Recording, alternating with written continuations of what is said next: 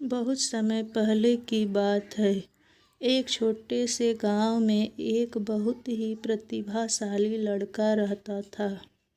वह धनुर्विद्या में माहिर था और राज्य के सबसे बेहतर धनुर्धार बनने का सपना देखता था।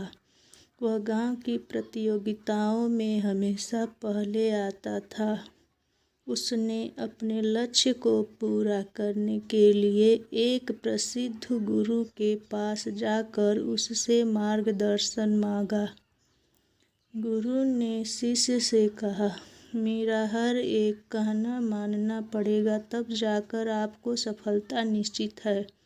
लड़का ने गुरु की बात को मान लिया और उसके आश्रम में रहने लगा। पहले दिन गुरु ने उससे धनुर्विद्या की परीक्षा ली और उसके बाद उससे आश्रम के सामान्य काम देने लगे। वह लड़का रोजाना लकड़ी काटने, गाय की सेवा करने और आश्रम के काम में लगने के बावजूद आश्रम के अन्य शिष्यों के लिए धनुष बाण तैयार करने का समय निकालता था। जब भी वह धनुर्विद्या की सीख में सुधार करने की उम्मीद से आश्रम में पहुंचता, वही कार्य दिए जाते जो उससे पहले से ही आते थे और इससे उसका विश्वास कम होने लगा। उसे ऐसा लगने लगा कि गुरु उसे सिर्फ अपने कामों का उपयोग करके परेशान कर रहे हैं। धीरे धीरे उसे लड़के का विश्वास गुरु पर से हटने लगा और वह महसूस करने लगा कि उसका गुरु उसे बेवकूफ़ बना रहे हैं और उसे अपने कामों में लगा रहे हैं। यह तब हो गया जब एक दिन उसने गुरु से मिलकर कह दिया कि उसका विश्वास टूट गया है और वह आश्रम छोड़कर जा रहा है।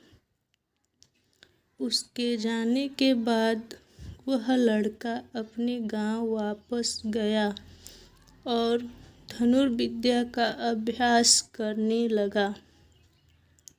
जितना वक्त बिताता वह महसूस करता कि उसके हाथ में शक्ति बढ़ रही है और वह धनुर्धार बनने के लिए तैयार हो रहा है। कुछ महीनों के बाद वह आश्रम वापस गया और गुरु के पास गया। गुरु ने उसकी आंखों में उसके नए उत्साह को देखकर मुस्कुराते हुए कहा, तुमने सचमुच अपने लक्ष्य को पाने के लिए कठिनाइयों का सामना किया है। तुम्हारा विश्वास टूटा था पर तुमने स्वयं को साबित किया।